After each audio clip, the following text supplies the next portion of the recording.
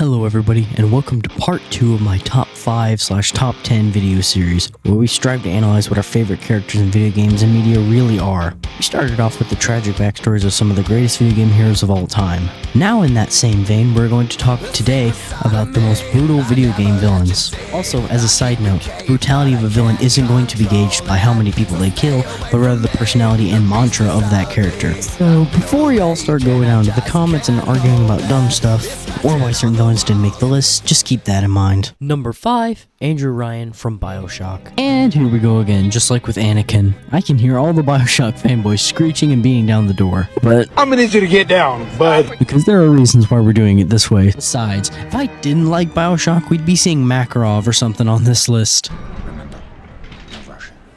Anyways, Andrew Ryan was the founder of the fictional city of Rapture, which he built underwater to escape any foreign interference in his pursuit of utopia. His idea was to create a utopian society that allowed the individual to prosper from the sweat of his brow, regardless of what they were to do. This idea ultimately came crashing down when the development of Adam and Eve, 2 strains of super steroids, created problems for the market, as well as allowing criminal gangs to be capable of overwhelming the police. This led to the decline of Rapturian society and turned Rapture into a dystopia. During the events of BioShock, we are consistently attacked by his police force, despite the fact that his society has already effectively collapsed. What's worse, our actions are effectively helping Rapture by ridding the streets of the scum causing the decline. Then, after we find Ryan playing golf in his office in Rapture, he legit asks us to beat him to death. This man creates a society that effectively allows the individual ultimate liberty. And then when the logical conclusions of that are reached, he still has the audacity to mock us and attack us for being a more effective cleanup crew than he could ever be.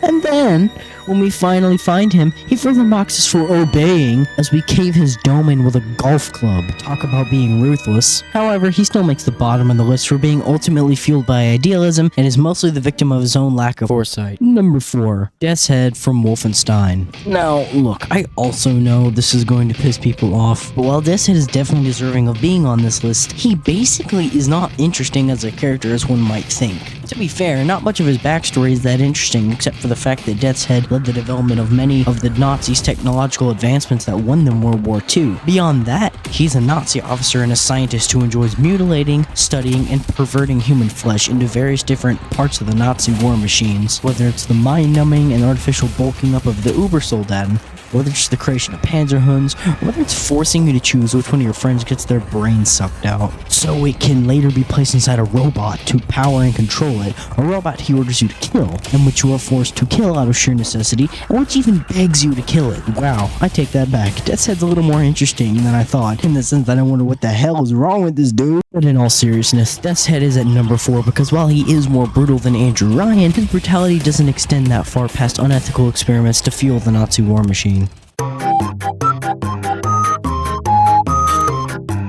Number 3, Atticus Thorne from the Haunted Mansion. Now, this character is probably also a head-scratcher for most, but to sum up, this character and his story are part of a game that was made for no other reason than to promote the movie, with some copies even coming with a free movie ticket. However, the game and the ensuing story all managed to be pretty good despite this. As for Thorne, he was a cultist in the Middle Ages who dabbled in necromancy, demonology, and using souls to increase his power, which he sought to use to destroy the afterlife and life itself, so there could be only death. The only reason he didn't accomplish this sooner is because he was thwarted by the Brotherhood of Souls, who used a weapon called the Beacon of Souls, a lantern that uses the power of soul gems to purify and guide spirits to the afterlife. Thorne over the years fought and searched for the Beacon of Souls, using his army of demons and evil spirits to hunt down the Brotherhood and obtain it. He eventually found it hidden within the confines of an old Louisiana plantation, which he basically possessed for all intents and purposes. However, it was not until Madame Leota gave the beacon to Zeke Holloway, a journalist who came to the mansion, that Thorne was able to find it. After clearing the mansion of evil spirits, Zeke makes his way through a painting in the foyer using a signet ring belonging to the Order of Shadows. There he is confronted by Thorne, who talks about the aforementioned plan before stealing the beacon and absorbing the power from the soul gems and the evil spirits trapped inside the lantern. He then reveals his true form to be a worm-like creature and attempts to eat Zeke. After a long battle, Zeke finally defeats Thorne and releases the purified spirits into the afterlife. Now, what makes this character better than the bottom two is that while he is a cartoonish sorcerer who wishes death upon all creation, His skill set, actions, and overall agenda make his personality clear in that he is a nihilist obsessed with total power and destruction. What makes him different is that he isn't just deriving pleasure from torture and the cohesion of man and machine, nor is he a ruthless idealist who will stop at nothing to achieve utopia, but rather he is simply power hungry, both figuratively and literally, as well as corrupt and overall just a twisted individual. No more of this confusing life after death nonsense. I'm afraid from now on, it's just death, and more death. But there do exist more twisted people, which leads us to number 2, William Afton from Five Nights at Freddy's. While we are on the topic of using people's souls for power, it may be hard for many people to understand how Jumpscare Simulator 2014 and the ensuing series made it anywhere near this list. However, not everything is how it seems, as we will discover. William Afton was an engineer who owned a restaurant named Freddy Fazbear's Pizza, a family diner parallel to the IRL Chuck E. Cheese. Afton initially was simply interested in robotics and was using his talent to create animatronic mascots for his restaurant to entertain the guests and children. However, when he discovered Remnant, he became obsessed with it and started to experiment with it in order to make him immortal. This led him to kidnap and kill children in order to further perfect the method of using Remnant to achieve immortality, as well as creating animatronics to store dead children, which leads to the events of the games and gives the animatronics we all know and love new life. No, seriously. Even after his death, due to being haunted by the ghosts of dead children forcing him to enter a wet springlock suit, which offs him,